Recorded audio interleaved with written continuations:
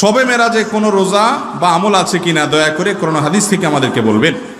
দেখেন, শবে মেরাজ নবী করিম সাল্লাল্লাহু আলাইহি সাল্লামের যে রাত্রে মেরাজ হয়েছিল সেটা হলো শবে মেরাজ।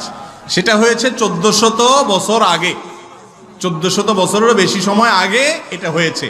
এখন কি কারোর মেরাজ হয়? তাহলে মেরাজ তো একবার হয়েছে নবী করিম সাল্লাল্লাহু আলাইহি সাল্লাম, এটা কি প্রতি বছর করে ঘুরে ঘুরে আসে? মেরাজ তো প্রতি বছর আসে না। হ্যাঁ, যেই রাতে তার মেরাজ হয়েছে প্রতি বছর ওই রাত ওই তারিখটা যদি ঘুরে আসে ওটাকে মেরাজ বার্ষিকই বলা যেতে পারে। যাই হোক, নবী করিম সাল্লাল্লাহু আলাইহি সাল্লামের মেরাজ সম্পর্কে হাফেজ ইবনে হাজার আসকালানী, ইমাম ইবনে তাইমিয়া, ইমাম ইবনুল কাইয়িম রাহিমাহুল্লাহ সহ পৃথিবীর বড় বড় পণ্ডিত আলেম যারা আছেন, যাদের ইলম থেকে উপকৃত হওয়া ছাড়া কোনো উপায় নাই এমন অবস্থা, সেই সমস্ত মুহাদ্দিস এবং উলামাদের বক্তব্য হলো নবী করিম সাল্লাল্লাহু আলাইহি সাল্লামের মেরাজ হয়েছে এটা সত্য নয় বরং মহাসত্য, কিন্তু কোন মাসে হয়েছে, কোন তারিখে হয়েছে এই বিষয়ে নবী করিম সাল্লাল্লাহু আলাইহি সাল্লামের কোনো হাদিস থেকে পরিষ্কারভাবে স্পষ্টভাবে বিশুদ্ধ কোনো বর্ণনা দ্বারা কোনোভাবে প্রমাণিত না। আমরা যারা 27 তারিখকে, রজবের 27 তারিখকে শবে মেরাজ উদযাপন করি, আমাদের এই উদযাপনের কোনো ভিত্তি নাই। আমার কথা না, ইবনে হাজার আসকালানী রাহিমাহুল্লাহ বলেছেন যে অনেকে এটা করে, এর কোনো ভিত্তি, গ্রহণযোগ্য কোনো ভিত্তি নেই। ভাইরা আমার, মাস তো বটে, সনটা পর্যন্ত সাহাবীরা ফিক্স করে দিয়ে গেছেন এমন কোনো বর্ণনা পাওয়া যায় না।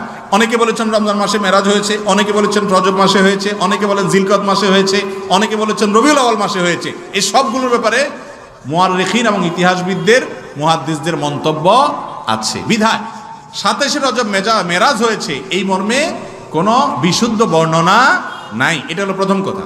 নাম্বার 2, দ্বিতীয় কথা হলো মেরাজ রাসূল আকরাম সাল্লাল্লাহু আলাইহি ওয়াসাল্লামের জীবনে হয়েছে হিজরতের আগে মক্কায়।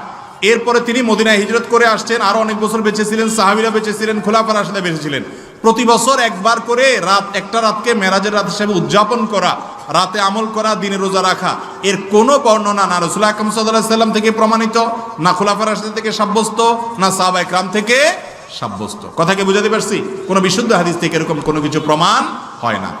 যেই রাতটা ফিক্সই না, সেখানে সে রাতের আমল আবার দিনে রোজা রাখা কিভাবে প্রমাণ হতে পারে? বিদায় শবে মেরাজ কেন্দ্রিক কোনো রোজা অথবা কোনো নামাজ রাত জেগে করার নির্দেশ কোরআন অথবা হাদিস থেকে সাব্যস্ত বা প্রমাণিত নয়। কথা কি বুঝাতে পারছি?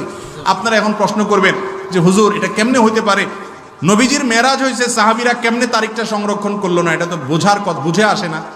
এটা এই জন্য বুঝে আসবে যে দেখেন, আজকাল আমরা যেরকম দিবস পূজারি বুঝেন, কিছু হইলে দিবস পালন, কিছু হইলে কি ঠ্যাং ভাঙা দিবস, পেট ব্যথা দিবস, বাপ মরা দিবস, জন্ম দিবস, বিয়ের দিবস, গাল ব্যথা দিবস, ভালোবাসা দিবস, বাবার দিবস, মার দিবস, দিবস করতে করতে আর কোনো বাকি নাই। সব কিছুর জন্য দিবস আছে, এখন রাত শুরু হবে হয়তো।